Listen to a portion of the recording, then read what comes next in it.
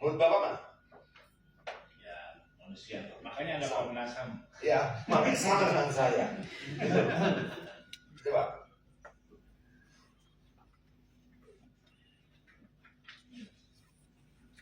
Terima kasih.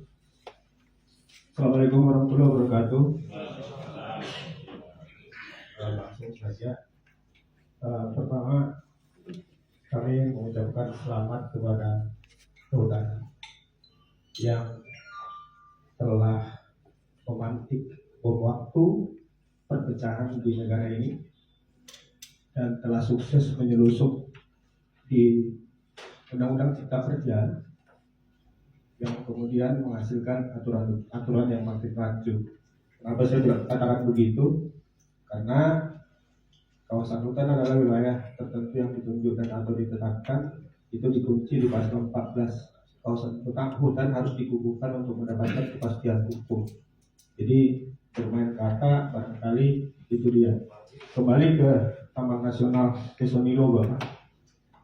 Di Riau itu sejak SK 173, SK 7651, SK 673, SK 878, SK 314, SK 903 itu masih penunjukan semua, Pak. SK 903 itu 2016. Lalu masyarakat di landscape Tesonilo itu sudah ada sebelum tahun 2000. 2004 Taman Nasional tahap pertama itu ditunjuk, lalu dibiarkan dia sampai 2009, meskipun di SK 522 itu diminta untuk segera ditata batas dan dikukuhkan, tapi itu tidak dilakukan. Lalu masuk ke tahap kedua, Taman Nasional Tesonilo di 2009 ditunjuk SK 633, dan sampai di 2011 baru tahap 1 dan tahap 2 ini ditata batas, Pak. Ini katanya untuk Taman Nasional. Oleh karena risaunya hati kami coba cek lagi betul nggak ini. Kami lihat, Pak, di PP 43 tahun 97 ada aturan di situ mengatakan bahwa Taman Nasional itu harus masih hutan alami.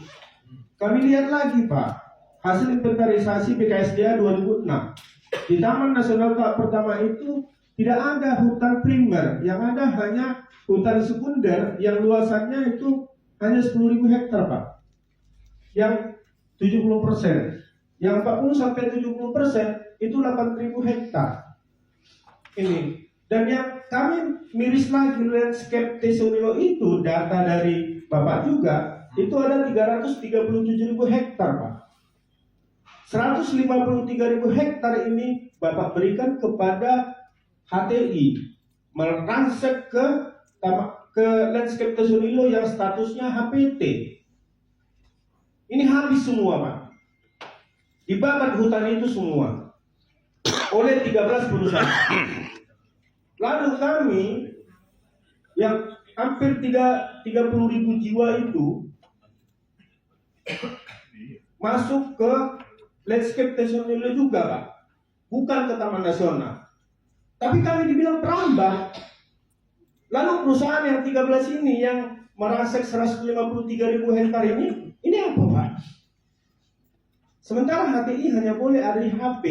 Sementara HTI hanya boleh ada pada areal yang tutupan hutannya maksimal 5 meter kubik per hektar dan diameter kayunya maksimal 10 cm.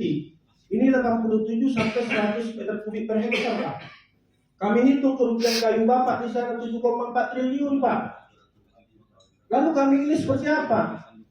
Nah, setelah kami dituduh menjadi perambah dan kemudian kami harus keluar secara mandiri dari sana 22 Agustus 2025, kami tetap mencoba menjadi warga negara yang baik. Kami kasih resolusi begini, Pak.